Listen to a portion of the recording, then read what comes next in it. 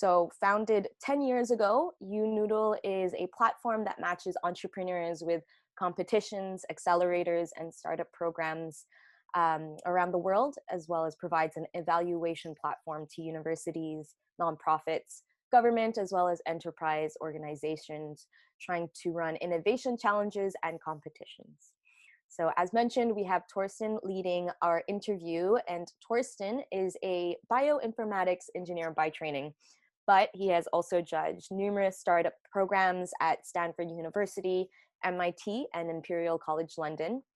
Torsten is also an advisor to a number of startups and an investor in 2 venture funds.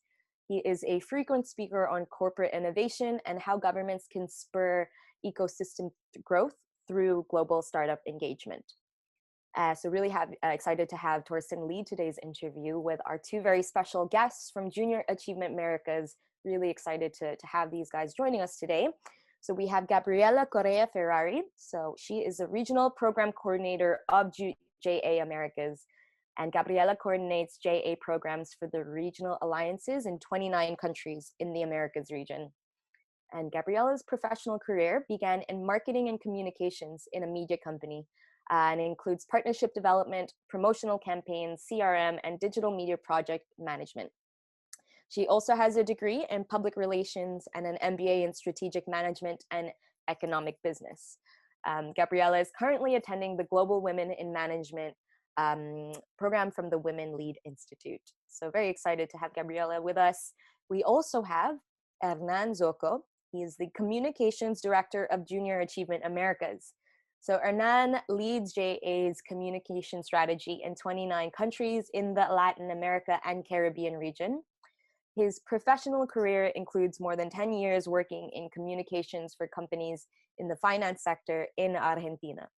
And prior to joining JA, he founded a digital marketing agency called Beautiful and worked as a communications consultant, leading communication projects, campaigns, as well as events across the Americas region.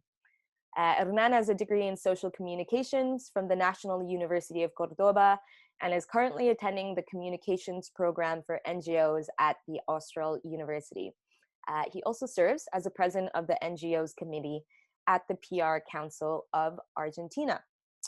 So with the amazing lineup we have, I will let Torsten take it away for the interview portion. Amazing. Thank you, Eliza, and welcome everyone. Good morning. So I think we should probably start with the piece about so the impact side of things. I'm really fascinated by this organization. We'll get to all the technical stuff about judging and platform, all these things, but my first meeting with Junior Achievement was that many years ago in Denmark.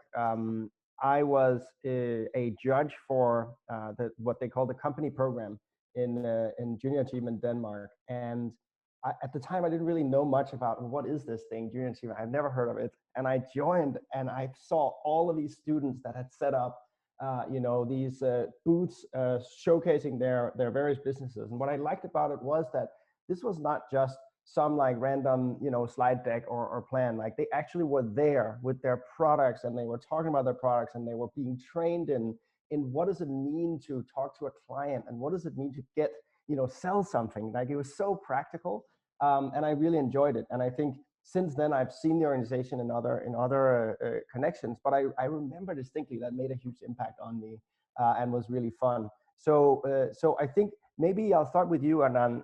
Maybe tell us a little bit about what is success to you in this organization. You're doing a lot of good work, but how do you know if you have actual impact, and how do you measure, I guess, that impact in all of these young people? Well, thank you first, Torsten and YouNoodle for the invitation. It's an honor for us to participate on today's conversation.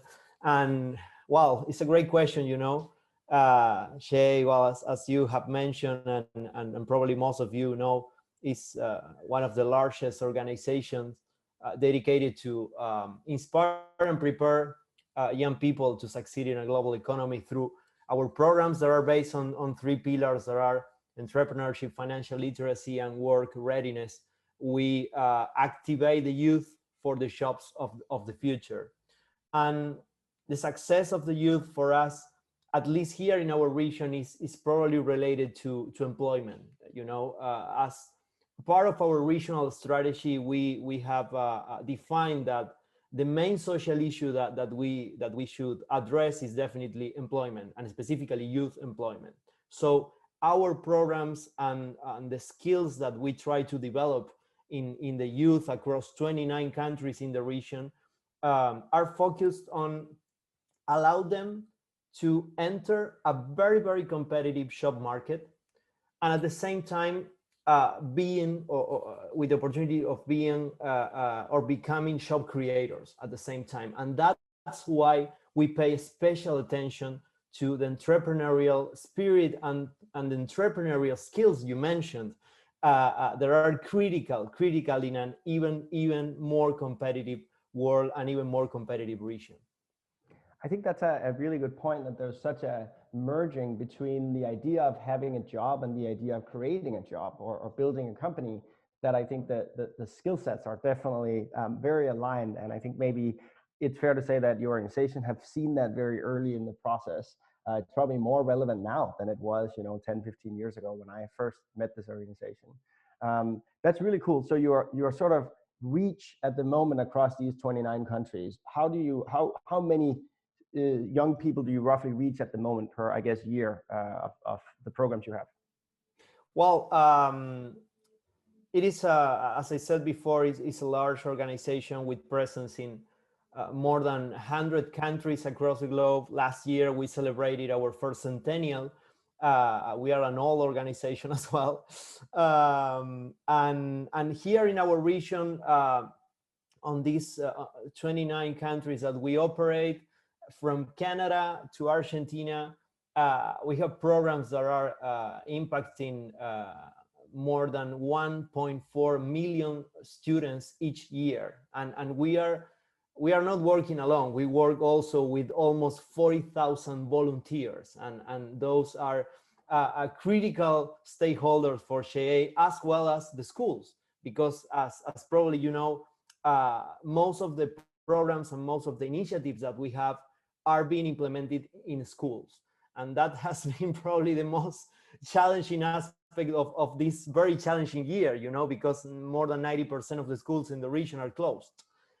So that's why we needed to accelerate some changes in the organization, in the way we approach the youth, and also the way we help the teachers, because the teachers are very, very important for SHE operations across the globe. And we understand that is probably the most challenging year for teachers. It's a very challenging year for everyone, but for teachers specifically, with schools closed, with the lack of connections in Latin America and some parts of the region, it's very, very important for us as an organization to help them because they are a critical stakeholder for SHE. For sure. No, I think that makes a lot of sense. And I guess the follow-up question there, and this may be a better question for you, Gabby, with such a challenging year and environment, how does one change the organization and the operations of what you guys are doing to fit the reality that all these schools are in at the moment? Yeah, thanks, Thorsten, and welcome everyone. Thanks for the invitation. Yeah, for sure. This was a very challenging year, and we were working hard on digitalization.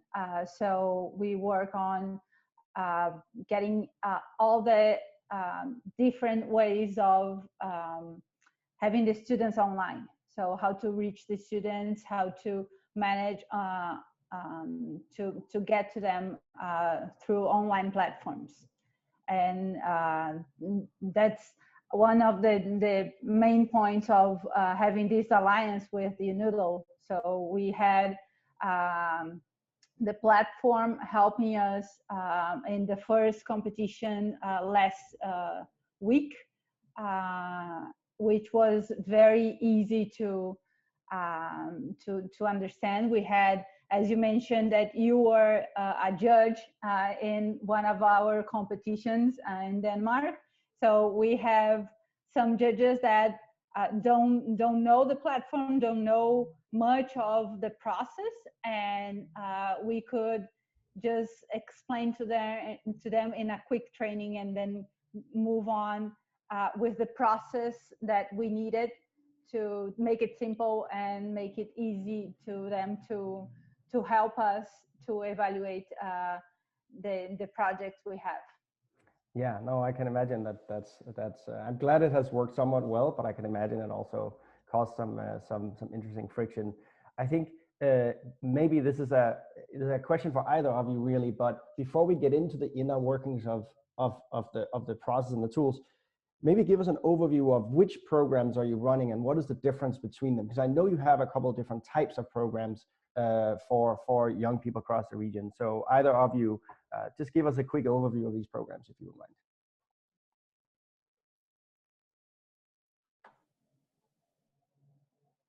Okay, I can go. Well, as Hernán mentioned, we work with entrepreneurship, with work readiness, and as well as financial literacy. So we have these three pillars, and we work with students from 6 years old until 25, and with these different three pillars with different ages, and we have also some competitions that we run, and the company of the year is one of the competitions. So the main program we have that started JA 100 years ago is the company program. So it's the experience of creating a company and working the process in 3 months about it. And you have to open a business, run it, sell a product, manufacture a product, and then we have this award for the best company of the region at the end of the year. So we have these main pillars that guide us, and the age range, and then we have these some competitions that the students can show them their work, and we can value that. Very cool.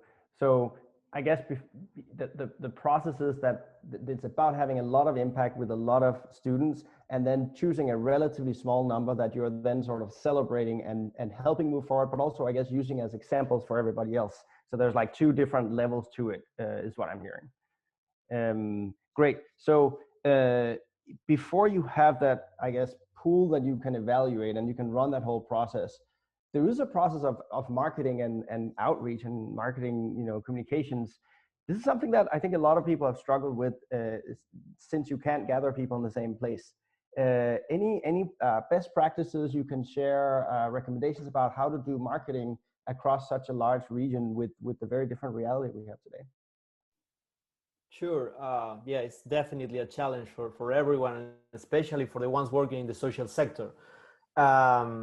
I mean, everyone is interacting with multiple messages nowadays, with multiple options, with multiple alternatives to invest their time, their money, their commitment.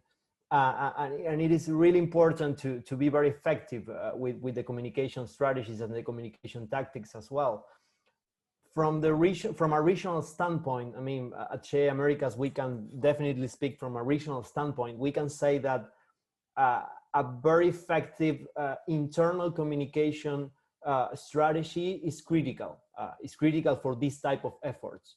As we mentioned before, we work with 29 countries in the region with huge cultural differences, and our key audience is definitely our people. I mean, for us, it's critical to involve our leaders, to involve our people, because they are the ones delivering the initiatives. They are the one being in touch with the volunteers, with the students, with the teachers, with the schools. So we, and as Gabi mentioned, we coordinate multi-country efforts as well, because we have regional initiatives that involve, I don't know, 10 countries, for instance. So we need to design very, very clear internal communications campaigns. It is critical for us from a regional standpoint. But at the country's level, we are working with the youth. We are working with youth on these three specific pillars. And I think we are making or trying to make a huge efforts on keeping relevant for the youth. You know, if everyone is receiving a lot of messages, youth are receiving even more.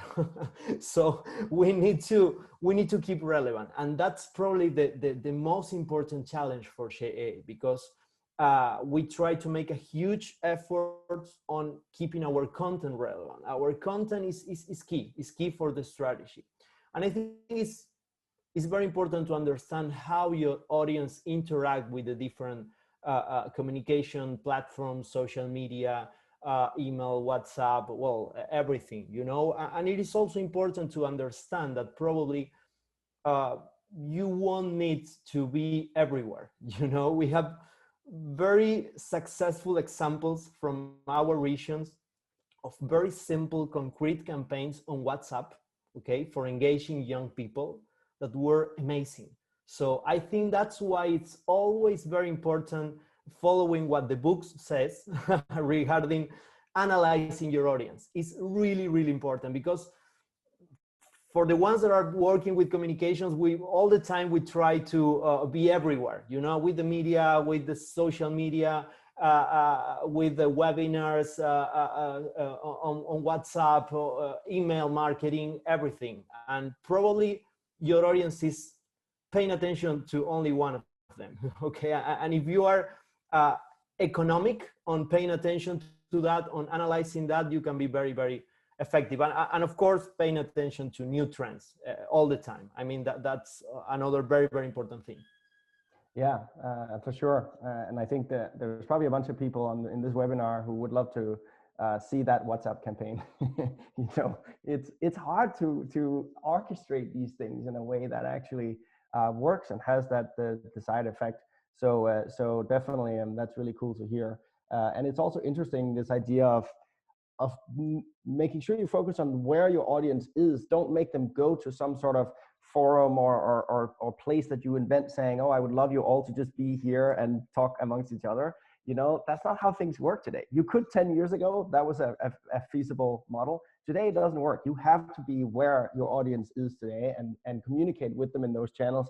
And that does limit a lot the functionality and features you have available. You know, you have to deal with what WhatsApp can do, right? It's like, it can't do everything, but on the other hand, if you get much more engagement, that's a really good strategy. So thanks for sharing that, super cool. I know there are also a lot of people on this call that are used to, or I would say current users, clients, partners of YouNoodle. So I want to make sure we also talk a little bit about how you set up essentially for this slightly changed, obviously, operation you had this year. How are you structuring your, let's start with just the general application and evaluation processes. Are there multiple rounds? Is it only one? What is the basic structure? And maybe this is back to you, Gabby, for this one. Yeah, sure.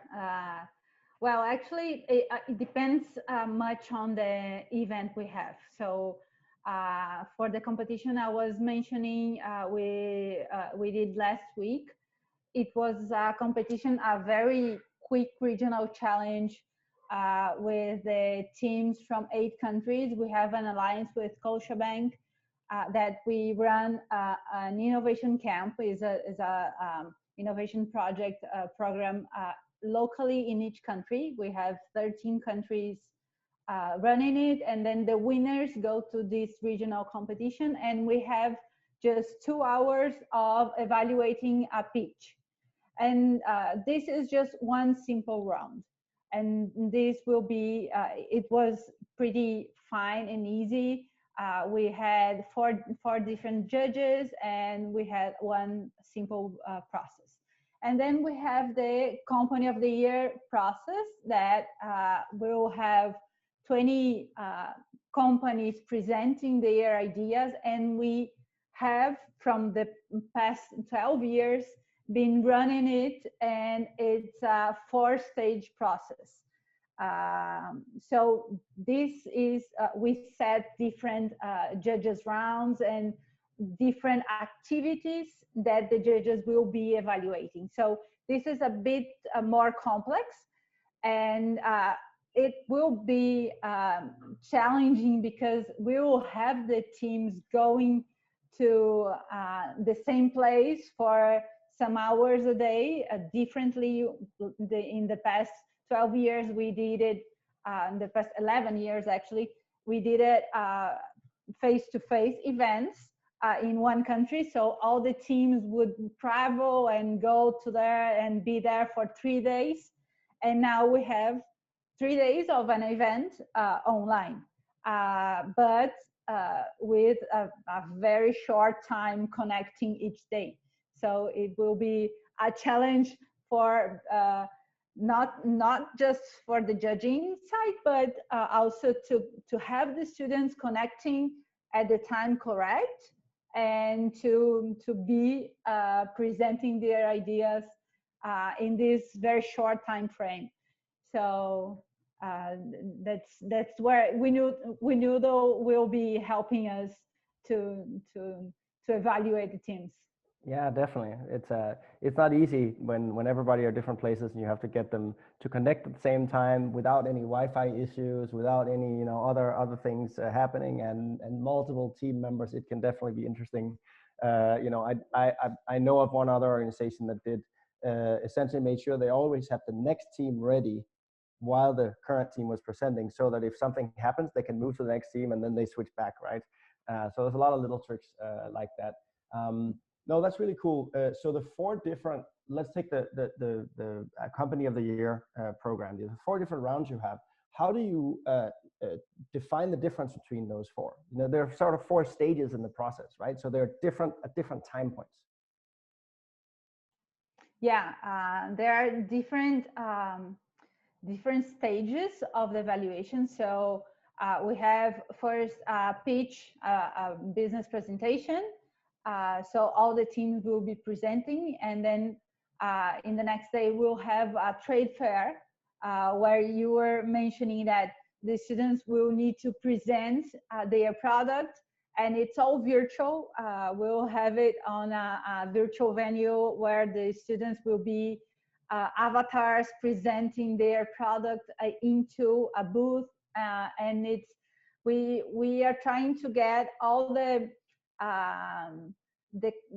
cool environment for the youth, so they will feel this. It's a different experience, so they will need to be engaged in this different experience. And then we'll have the judges evaluating, and this could be offline. We won't need the students. The business report, they present their report, so we evaluate that also. And the last one, we have an interview with all the teams.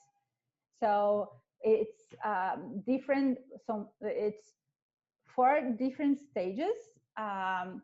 We'll have it one before the event starts, and then one each day of the event. And then the last day will be the interview, and we'll need to have all the ranking of the winners selected, and then the judges will evaluate if this is the right ranking of the finalists to define the winners. So it's very complex process, but at the end we made it simple to the judges and to the students, so they know where to go, what to do, and this we think it will be very easy to everyone. So the students will be engaged and doing what they need to do, and the judges will be guided to just complete their evaluations on time, and we'll have it all by the end of the 3rd day of the event. That's amazing. That really takes some orchestration to get that to be executed right. The part about the avatars and this sort of virtual environment, to my knowledge, YouNoodle Compete does not allow that to happen. So can I ask you, what tool are you using for the actual environment? That's really cool. Yeah, sure. Well, as Gabi mentioned, it is the first time we will change the format of this competition that is based on our flagship program, which is the company program. Is probably the most important program of SHEA across the globe. The organization started with this program 100 years ago. And we came from 11 face-to-face editions, you know, and also providing the youth with the experience of traveling abroad, to interacting with students from different countries, spending 3 days in a hotel, a big city, exposed to a lot of things, a lot of beautiful things, you know. And of course, during this challenging year, we had to adapt, you know, we have to adapt to the situation. We evaluated the chance of postponing the competition because of the experience that we usually provide the youth through this through the trip, through the face-to-face experience and the networking with the judges, with the students as well. But well, we found this platform that is called Virtual Venue. That's the name of the platform. You can Google that. Because we had, of course, previous experiences across all the regions of SHEA that already did this competition this year in an online format, and they decided to go with a more, I would say, more simple platforms. Some platforms combining web tools with platforms like Zoom or Hangouts. And we decided to change that because we really wanted to provide the youth with a transformational experience. That is part of our mission. You know, we always are seeking for transformational experiences for youth because that's the way to inspire them. So that's why we decided that this platform will be the best one for us, and the students will be interacting through avatars. The format is similar to a video game. So they will be connected through these platforms, through these avatars, and the avatars will be interacting each other. They can speak, they can jump, they can dance, they can do everything they want. And of course, it's a big challenge for us, you know, because we came from a different event format, you know, and this year we will also need to adapt to this new way. But we're happy to having reacted very fast to the context. I think that's probably the good news around this. And of course, and as Gabi mentioned, I think it's critical to mention that this year we have to accelerate it, a lot of things, you know, as part of our strategy. For instance, digitization was a key aspect, a key component of our regional strategy, but the plan for digitization was a 5-year plan, you know. So this year we moved from a 5-year plan to a 6-month plan, and there is no option. We had to do that. And given that, as Gabi mentioned, we will have during this type, for instance, this specific competition, we will have less contact hours with the students and less contact hours with the judges, for instance. We definitely need very simple, consistent, and user-friendly platforms. And that's why we also decided that YouNoodle was the best one to do that, you know. We had a previous experience in the region with Junior Achievement Mexico, working with YouNoodle. They recommended the tool, and then we started a conversation. And well, as Gabi mentioned, we are now taking advantage of the benefits of the platform. Amazing. No, that's really good to hear. So I have a few more questions, but I want to make sure that there's also time for everyone who's dialed in to ask questions here. Eliza, how are we doing on time in terms of Q&A and so forth?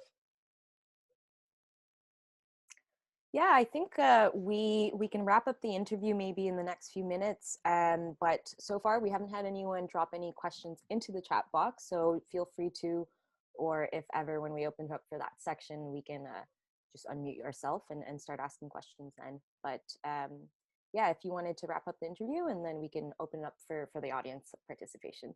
Perfect. Yes, so you're definitely welcome to, the easiest is just to write the question in the chat box, but you're also welcome to actually, speak up. There are not that many people on the call, so I think we can hopefully fit that in.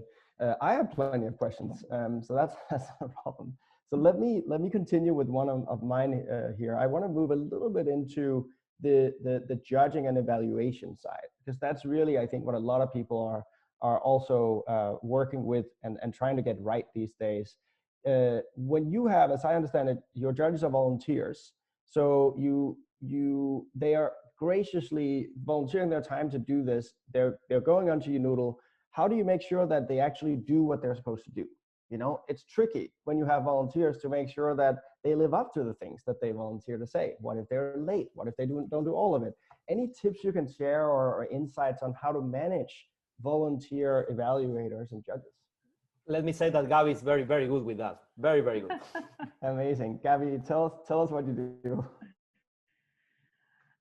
Well, it's really tricky because we don't not have only volunteers, but we have like celebrities or some our main judges for these competitions are high level business persons from the region. So it's really complicated when they have very tight agenda. So first we align much with them. We commit to an hour meeting, so we stick to it. So we maintain our commitment on what we need from them.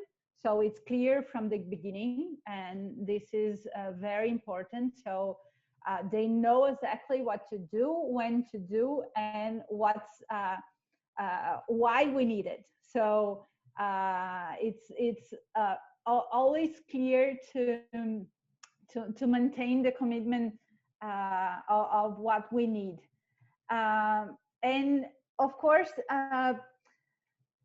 the best tactic, I think, it's keep this promise. I don't know, it's if we say that we need the teams to be on time and present their pitch in 5 minutes, and they are late, we do that if we don't have the team that is supposed to present, we have the next one, so we pass it out for the presentation, and then we reorganize it.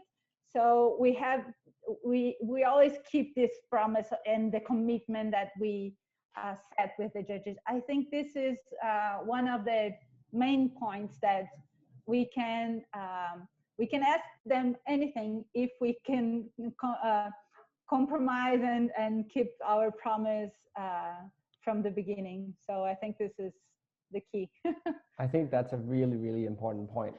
And it's okay to ask more from them, but you have to be clear about what you ask. I definitely see sometimes that people struggle with the estimate of how many applications they'll have to evaluate. And then all of a sudden they get maybe 50% more, and they had told all the judges, okay, you will get maximum, let's say 20 to evaluate. And then when it comes down to it, they assign people 30. So as a judge, you feel like, I was okay promising 20, but now I got 30. So your sort of motivation to go and do the work you promised is all of a sudden a lot lower. So this it's really important, I think, as you say, to keep your promise as much as you can to your judges. I think another thing I hear occasionally is that people, when you get to know your pool of judges, when they have evaluated once or twice before, you also know that some of them are a little faster than others in order to get this done. So you can keep a little bit of a pool of the ones that are really fast and wait until you are partway through, and you can see some of them maybe drop out of the ones that are new or overpromise what they could do. And then you have a pool of the ones are fast that you can switch in. I definitely see that as a nice trick as well. But there's a lot of, it it's hard to learn it any other way than just digging into it. And I can tell you already have quite a bit of experience with this, Gabby. That's very cool. Fantastic. So at the end of this whole process, you now have your judges have done their work. You've had all these pitches. You know, what do you do with the winners? Because this is also an element of motivating everybody else, right? You know, what happens at this point? Are you producing content about them? Are you helping them move forward? A little bit of maybe final notes from one of you on what happens with the winners. Well, I can take that one. Well, it has been different from one year to the other, I would say. We don't have a specific prize or recognition defined for this competition. It has been changing from one year to the other. Previous years, we gave the winning team, for instance, a full experience of traveling abroad to one of the event partners' headquarters, and to travel there and to have meetings with the employees, volunteers from the company, with them interacting on different topics, on different relevant content for them, as well as companies and as youth at the same time. This time, I cannot say which is the prize so far. I need to keep the secret. But the spoiler that I can mention is, as I said before, we try to expose our youth to transformational experiences. And this year recognition or big prize for the winners will be a huge transformational experience, and the opportunity to represent our region in a global environment. That's why we are providing the winners with. But as I said before, just being part of these regional finals, imagine that we have thousands and thousands of students that are being part of the company program across the year. Just being selected one of the 20 companies representing the best of the region is a huge thing, you know, it's a huge thing. But yes, we will provide with some special recognition to the winning team. And of course, we do a lot of content with them, some leadership opportunities that we have. They also represent our region in different speaking opportunities. For instance, 2 years ago, for the 10th anniversary edition of the competition, we invited all the winners from previous editions to give a special seminar to the kids. So those are the type of activities that we try to create in order to involve our winners and to recognize them as well. And of course, there are others at the local level, because imagine that the country that provide the winner is really proud and really happy to have them as regional ambassadors of CHE. Of course. Yeah, no, it's quite an honor. That's very cool. Thanks for sharing that. We had one question from the audience, which is about when you have all these people that are volunteering and that are contributing their time. How are you keeping track of them? You know, are they? How do you know? Is it a CRM system or a giant spreadsheet, or how do you deal with all those people that are volunteering? Well, actually, when we have a sponsorship with a company, the main volunteers comes from them. So when we have an alliance, we just start with, okay, so we will be implementing these programs, and we will have this amount of volunteers, and then we train them to move with the students with the content. And then this was a challenging year for this as well.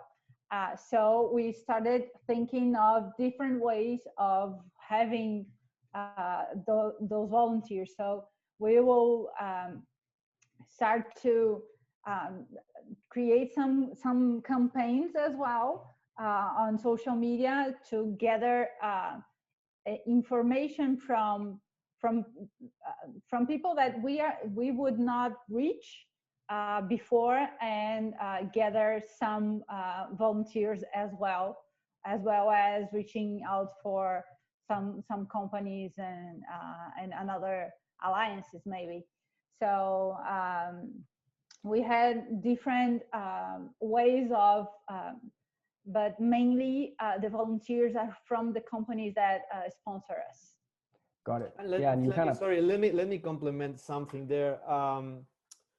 I think it is also really important to provide with the right information to the volunteers, because in the NGO sector, it's really common to find people that wanting to help. You know, when they hear about your the social issues you are trying to face, your mission, the work you are doing, the automatic answer is they raise their hand and they say, I wanted to help. Okay, but the main concern at the same time is that they don't have information, and they don't know what to do. So that's how, as Gabby mentioned, that's how we are planning our upcoming communication efforts regarding volunteers.